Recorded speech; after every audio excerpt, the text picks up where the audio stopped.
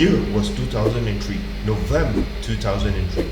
This is an amazing story on how the flight crew managed to control the aircraft even when they had total loss of hydraulic flight control systems. The aircraft that they were using was an Airbus A300-B4-203F. It first flew with Malaysia Airlines as a passenger aircraft before being sent to Carnival Airlines in 1995. Finally, in 1999, the plane was converted into a cargo plane and was delivered to European Air Transport in the year 2000. The aircraft was then flown on behalf of an American-founded German logistics company called DHL. On the day of the accident, the flight was scheduled to depart from Baghdad International Airport to Bahrain International Airport. There were 3 people in the aircraft. The captain was 38 years old with a total of 3,300 flight hours, more than half on the A300. The first officer, on the other hand, was a 29-year-old pilot and has 1,275 flight hours. A 54-year-old flight engineer was also with them. He had 13,400 hours of flight experience. Now you have to understand that the pilot is flying in an airspace where Iraqi insurgents have access to missiles. These insurgents belong to a group called IAI.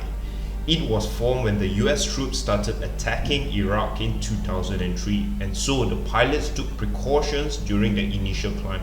They decided to expedite their climb to reduce their risk to ground attacks. Down below, there were insurgents preparing for their strike mission. There was a news journalist who was present and captured the actual footage of them preparing to fire a 9K 34 Strela 3 missile. This missile was a man-portable air defense missile system that was developed in the Soviet Union.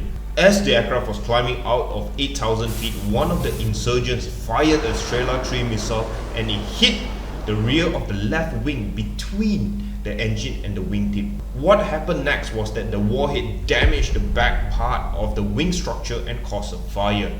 Immediately, all 3 hydraulic systems lost pressure because the fluids were draining out. For big aircrafts, hydraulic fluids are used to control the ailerons, rudder and elevators. Normally, if one hydraulic system is out, pilots can still manage to fly the plane with the remaining 2 hydraulic systems. In this case, since all 3 hydraulic systems are lost, the pilots lost their flight control systems. It is like driving a car at very high speed and suddenly losing the steering wheel. The aircraft started pitching up and down in a roller coaster fashion, with the speed increasing and then decreasing. The plane was essentially in a phugoid state, oscillating between nose up and nose down. Furthermore, with the damage to the left wing, it had created drag, making the plane turn left in circles. Now the question is, how are you going to fly the aircraft when you cannot even use your control column? All the procedures in the book is out the window. Speaking of windows, check out this video here on how the pilots flew the aircraft with a broken window. All they have left were 2 engines. The captain was a total champion. He used the engine thrust to change and tinker with the pitch, speed and altitude. In order to yaw or turn the aircraft, he played with the throttles, increasing power to one engine and then decreasing power on the other.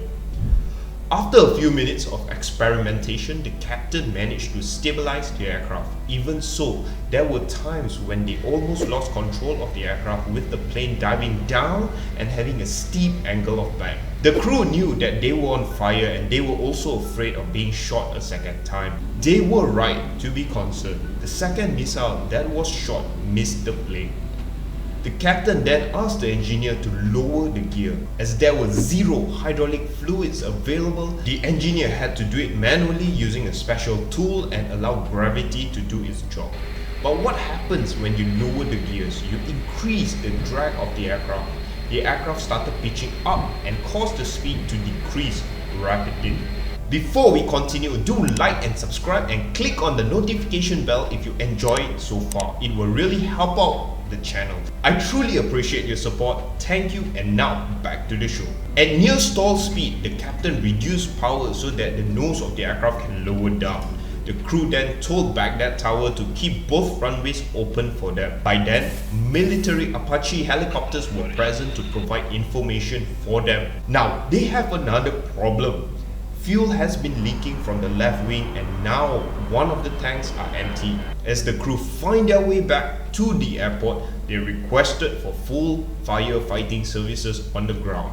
The first officer noticed that they were too high on the approach and alerted the captain. Because of this, they had to fly a further 37 kilometers and come in again for another approach.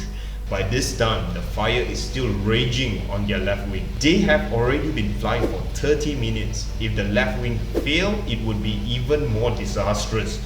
If the wing spar undergoes even more stress, the left wing might just snap off. Remember that they have only 2 engines to control the plane. Against their instincts, they have to keep their speed up in order to keep the nose up. Their approach speed was very high at the time. At about 400 feet above the ground, the wind disturbed their flight path. The left wing dipped down and the nose pitched down. With incredible skills, the captain managed to land on runway 33 left. Once touched down, he deployed full reverse thrust and the aircraft veered off to the left and out of the runway.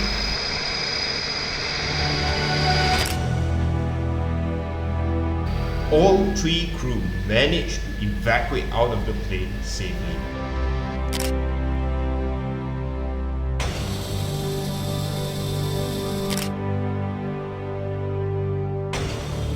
After the accident, the crew received multiple awards for their outstanding achievement, having flown a crippled aircraft with 0 flight controls and landing it in one piece. It was simply extraordinary that they were able to remain calm under immense pressure.